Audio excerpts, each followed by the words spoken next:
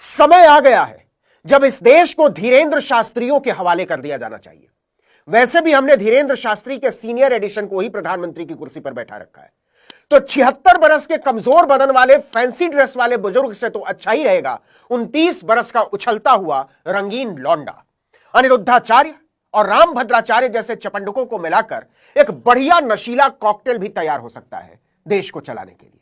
आपको अजीब लग रहा होगा कि ये कैसी बात कर रहा हूं, करनी पड़ रही है। यह तस्वीर आपने देखी ली होगी अब तक। फैंसी ड्रेस कंपटीशन की तरह सतरंगे वस्त्र में शंकर जी का रूप धारण किए डमरू बजाता यह आदमी भारत का प्रधानमंत्री है। शंकर भगवान के जलसे में अपनी ही गाड़ी पर अपनी ही 3-3 फोटो लगवाने वाला आत्ममुग्ध प्रधानमंत्री नहीं देखा होगा आपने आज तक। दुनिया इस मदारी पर हंस रही कि क्या हाल बना दिया इसने भारत का, और इसे कपड़े बदलने, मेकअप करवाने और फोटो खिंचवाने से ही फुर्सत नहीं मिल रही है। लेकिन मैं ये बताने के लिए इस वक्त यहां नहीं हूं कि देश आज एक मदारी के हाथ में है और वो नागरिकों को बंदर भालू से ज्यादा कुछ नहीं समझता। नाचोगे कैसे नहीं।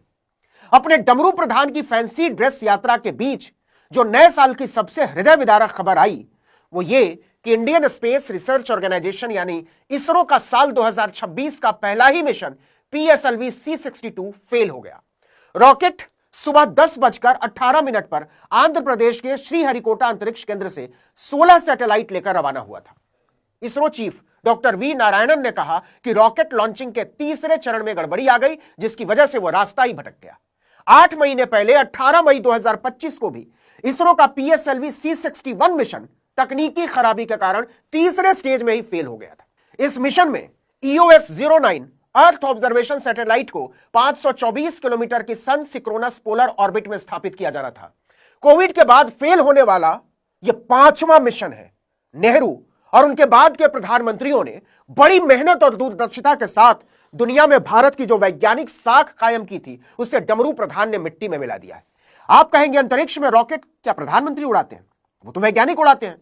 बिल्कुल दुरुस्त फरमाते हैं आप, लेकिन प्रधानमंत्री जमूरों की फौज तैयार नहीं करता जो वैज्ञानिक चेतना की खिल्ली उड़ाते हैं। मथुरा का एक लफंदर है अनिरुद्धाचार्य, लफंदर समझते हैं ना, गूगल कर लीजिएगा।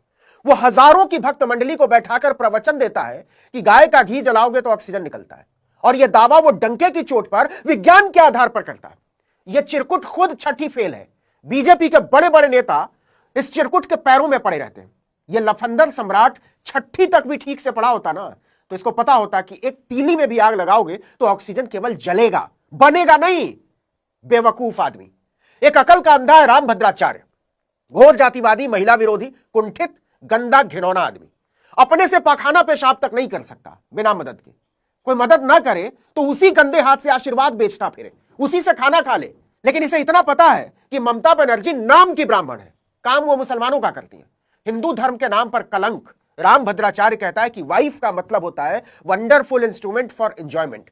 ऐसे ऐसे टपोरी, गंदे, घिनौने लोग हिंदू धर्म में धर्माचार्य बने फिर रहे हैं, और प्रधानमंत्री से लेकर मुख्यमंत्री और सेनाध्यक्ष तक उसके आगे लाइन लगाए रहते हैं आशीर्वाद के लिए।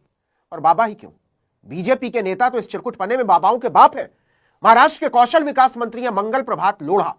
उन्होंने जनवरी में ही यह कार्यक्रम में कहा कि अमेरिका आज बोइंग विमान बना रहा है। भारत के पास तो आज से हजारों साल पहले रामायण काल में पुष्पक विमान था। अगस्त 2025 में भोपाल के IISER के कार्यक्रम में, सरकारी वैज्ञानिक कार्यक्रम में, डमरू प्रधान के कृषि मंत्री शिवराज सिंह चौहान ने कहा कि राइट ब्रदर्स के विमान बनाने से बहुत पहले भारत के पास पुष्पक विमान था। महाभारत काल में तो ड्रोन और मिसाइलों की तकनीक भी हिंदू राष्ट्र के पास थी। डमरू प्रधान के एक और महान वैज्ञानिक अनुराग ठाकुर ने कहा था कि हनुमान जी पहले अंतरिक्ष यात्री थे। तो सवाल है कि अब क्यों नहीं उड़ा लेते हो PSLV? वैज्ञानिकों को हटाओ और बैठाओ अनुराग ठाकुर को, शिवराज चौहान को, मंगल प्रभात लोढ़ा को। और कहीं कोई कंफ्यूजन हो तो चिरकुट पने में PhD रामभद्राचार्य से पूछ लो, 5वीं फेल अनिरुद्धाचार्य से पूछ लो, या छठी फेल धीरेन्द्र शास्त्री से पूछ लो। वो कहता है कि हनुमान जी उसके कान में आकर बता देते हैं किसका जीवन कैसा था और किसके जीवन में कौन सी समस्या आने वाली। बस ये कुंभ की भगदड़, रेल हादसों और आतंकी हमलों के बारे में कुछ नहीं बता पाता। और केवल बाबाओं के बारे में क्या बात करनी। एक बहुत बड़ी पत्रकार है आज तक टीवी चैनल में, नाम सुना है ना आज तक का। उन्होंने बाकायदा प्रोग्राम बना दिया था कि गाय विश्व की इकलौती प्राणी है जो ऑक्सीजन ही सांस में लेती है और ऑक्सीजन ही छोड़ती है। आज तक की उसी एंकर ने नोट में चिप का भी आविष्कार किया था। खैर, इन दिनों एक शिवलिंग की तस्वीर बहुत वायरल है। इंडियन एक्सप्रेस ग्रुप के हिंदी अखबार की हेडलाइन देख लीजिए कितना बड़ा है दुनिया का सबसे विशाल शिवलिंग, बनाने में कितना हुआ खर्च, क्यों इतना खास है?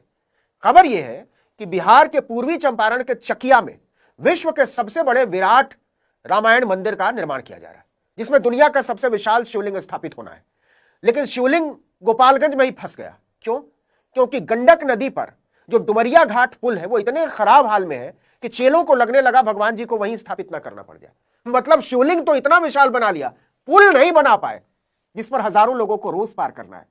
अब देखिए कि हमने दुनिया का सबसे बड़ा शिवलिंग बनाया और चीन ने दुनिया की सबसे मारक मिसाइल बनाई।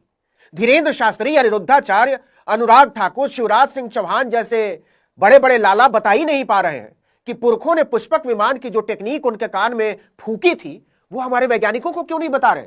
चलो वैज्ञानिकों को नहीं बता रहे तो राम मंदिर के पुजारी को बता दो, अयोध्या वाले। अच्छा, उनको नहीं बताना तो डमरू प्रधान को ही बता दो, कोई तो बजाएगा डुगडुगी।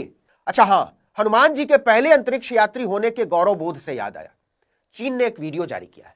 स्टील की उड़ती हुई शार्क मछली की तरह नजर आने वाली ये जो मशीन आप देख रहे हैं वो चीन की 6ठी पीढ़ी का स्टील्थ फाइटर J-36 है।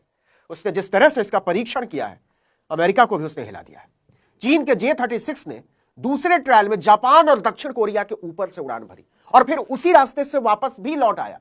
दोनों ही देशों में अमेरिकी एयरफोर्स के सबसे खूसट रडारों की तैनाती है। दोनों ही देशों में अमेरिकी थार्ड मिसाइल डिफेंस सिस्टम लगे हैं, लेकिन दोनों ही सिस्टम को इसकी भनक तक नहीं लगी। तो समझने की जरूरत है कि भारत की हालत ऐसी क्यों हो गई, क्योंकि जिसको हमने देश चलाने के लिए चुना था वो डमरू बजाता घूम रहा है और जिनका काम था डमरू बजाना वो बता रहे हैं कि देश कैसे चलेगा। चीन, अमेरिका, रूस या इंग्लैंड ने अपनी ताकत डमरू बजाकर या त्रिपुंड लगाकर हासिल नहीं की है। अपना प्रधान रस्सी बांधकर हनुमान जी को उड़ाता फिरता है, नौटंकीबाज, और इस बौद्धिक दरिद्रता पर खुश होता है। आपको एक बहुत ही दिलचस्प आंकड़ा बताते हैं, शायद आपको शर्मिंदगी महसूस होगी। दुनिया में सबसे ज्यादा विश्वविद्यालय भारत में, 8,000 से ज्यादा, खुशी हुई होगी। लेकिन टॉप 10, टॉप 50 और टॉप 100 तो छोड़ दीजिए, टॉप 500 में भी भारत का एक भी विश्वविद्यालय नहीं है। दूसरी तरफ अमेरिका में भारत से लगभग आधे विश्वविद्यालय, 4,000 से कुछ ज्यादा, लेकिन उनमें से टॉप 500 में 111 यूनिवर्सिटीज आती हैं और टॉप 10 में 4। बित्ते भर का देश है इंग्लैंड, टॉप 10 में उसकी भी 4 यूनिवर्सिटियां हैं। और तो और अंगुल भर के बराबर के देश सिंगापुर और स्विट्जरलैंड तक की यूनिवर्सिटीज टॉप 10 में शामिल है। इसी तरह चीन में 3,000 से ज्यादा विश्वविद्यालय हैं और उनमें से 110 यूनिवर्सिटीज टॉप 500 में आती हैं।